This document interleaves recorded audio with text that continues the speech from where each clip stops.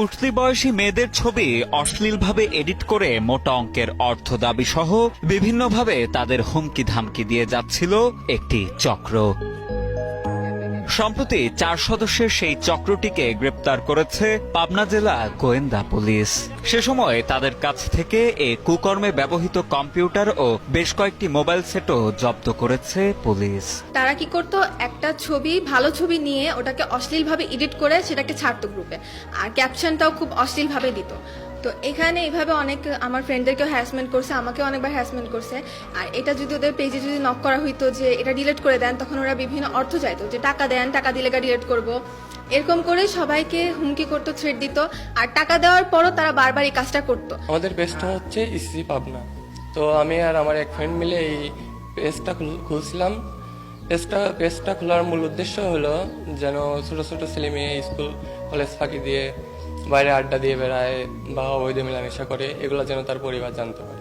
জানা যায়, school college পড়ুয়া মেয়েদের আইডি থেকে তাদের ছবি সংগ্রহ করে সেগুলোকে অশ্লীলভাবে এডিট করে বিভিন্ন ফেসবুক পেজ ও গ্রুপে ছড়িয়ে ভয় দেখাতেন চক্রের সদস্যরা। পরবর্তীতে ভুক্তভোগীদের ভয় দেখিয়ে ব্ল্যাকমেইল করে হাতিয়ে নিতেন মোটা অঙ্কের টাকা।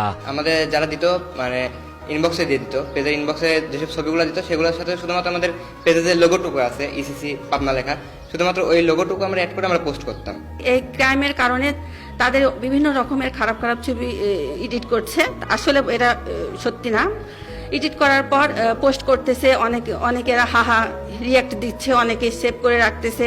দেখা যাচ্ছে যে ভবিষ্যতে হয়তো তাদের বিয়ে শাদীর অনেক সমস্যা হবে, তারপর সমাজে তারা মুখ দেখাতে পারতেছে না, কোচিং প্রাইভেটে যেতে পারতেছে না। গত 28 এপ্রিল দুপুরে পাবনা পুলিশ সুপার কার্যালয়ের অডিটোরিয়ামে এক সংবাদ সম্মেলনে এসব তথ্য জানান পাবনা জেলা police super Akbar Ali Munshi. ID থেকে ছবি নিয়ে সেগুলোকে এডিট করে একটা অশ্লীল ভাবে উপস্থাপন করে তাদেরকে আবার ফোন দেওয়া হচ্ছে যে যদি এরকম এত পরিমাণ টাকা না দেওয়া হয় সেই ক্ষেত্রে আমরা এটি সোশ্যাল প্ল্যাটফর্মে অথবা তাদের গ্রুপে এটা ছেড়ে দিবে। এরকম ভাবে তাদের কাছ থেকে টাকা চাওয়া হচ্ছিল এবং বেশ কিছু জায়গায় এরকম অভিযোগ আমরা পাই।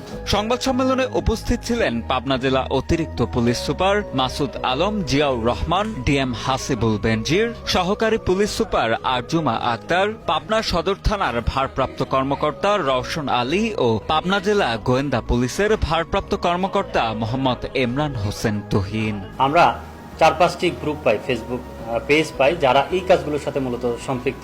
তার মধ্যে exposure and confession centre Pabna, the boss, the roast house, সত্যকথনের ইসলাম এবং পাবনার অজানা তথ্য, এই গ্রুপগুলোকে আমরা অ্যাক্টিভ দেখি যে তারা এই ধরনের কাজের সাথে সম্পৃক্ত। সেখান থেকে আমরা প্রযুক্তির সহযোগিতা নেই এবং অনেক বেশ প্রায় 5-7 দিন যাবত এটি নিয়ে কাজ করা হয়। আসলে কাজ করে আমরা 3টি গ্রুপকে শনাক্ত করতে সক্ষম হই।